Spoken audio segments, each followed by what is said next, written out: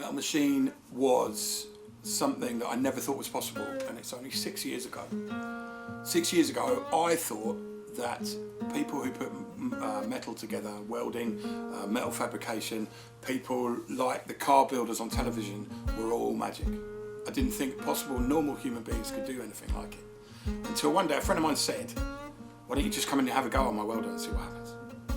And then, bang, the whole magic thing disappeared because I could do it. Obviously, it's taken me years to learn what I can do now. But before I started anything, the initial jolt into learning about metal and welding and manufacturing things by hand, that was beyond me. My name is Jim Aitken-Ballard, often referred to as Jim Distortion because I'm an ex-musician. I own Metal Machine, which is a furniture building company, wood and metal, industrial style mostly. I suppose I'm a welder, self-taught. Everything I do is handmade and bespoke. And also, everything I make is made with love.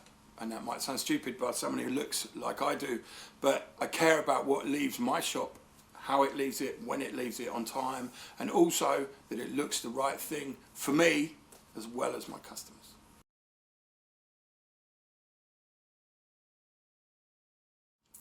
The hardest thing is when you look like me, so I'm 6'2", great big bloke, I'm covered in tattoos and I've got a beard, and I look a bit angry a lot of the time. Now the trouble with that is some little old lady who has bought a beautiful log store from you, from your website, might not necessarily be expecting a great big Neanderthal to walk to their door.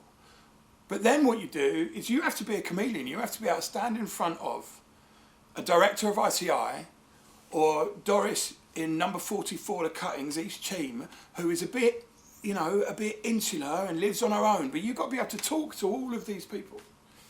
Now I'm lucky. I come from a nice background where there were nice people. My father was a vicar and chaplain of Westminster School, for heaven's sake, right? So I know how to have a conversation with the director of a multinational company or little Doris who lives on her own and make sure that people are okay. Once you get past the initial shock of seeing me walk up your driveway, right, you've got half an idea that I can't be that bad if I can make the things that I make. So the hardest thing for me is, I suppose, getting over my own issue with the way I look in front of customers. In a tattoo shop, when I'm selling tattoos, I look the way I should look. As a musician on stage, I look the way I should look, apart from 3 stone heavier. But when I'm bringing things to people's homes where it's their secure area, sometimes I have to explain what I look like before I get there. So I say things like, by the way, you'll have a 6'2" bearded guy walk up your drive, probably scowling because I don't know how to smile, but I'm delivering your furniture and I've made that furniture for you. So don't be worried about me. And every time you get a ha-ha, that's fine. I'm used to bearded people, and that breaks the ice and that makes it palatable for them and easier for me. So the hardest thing outside of making the items and doing all the website and SEO, oh my Lord, is making sure that you communicate with people in the right way so they trust you, because if they trust you, they'll loop back round and they'll buy some more things. Okay, the name Jim Distortion, which is on a lot of my social media, comes from a band called Perfect Distortion, which I was the singer and I wrote the music, some of the music, played bass on some of it.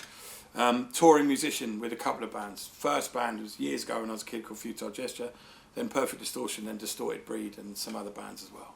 So I used to be a musician, but I've always owned and run tattoo shops, and I still do. I own Madhouse Tattoo now, which is in Stansted Abbotts in Hertfordshire. It goes hand in hand with being a musician that you want to be covered in these tattoo things. So basically, with that goes a bit of a nefarious lifestyle in some ways as well. I used to do some criminal activities, but we all did when we were young, because when you're young and you want money, sometimes you go down the wrong path. Luckily, now, I am just a tattoo shop owner and a Metal Machine owner. And what is a tattoo shop owner doing metalwork? Well, keeps me out of trouble, keeps me out of the pub. I have a wife and an 8-year-old son who, you know, they need me to be around a bit more.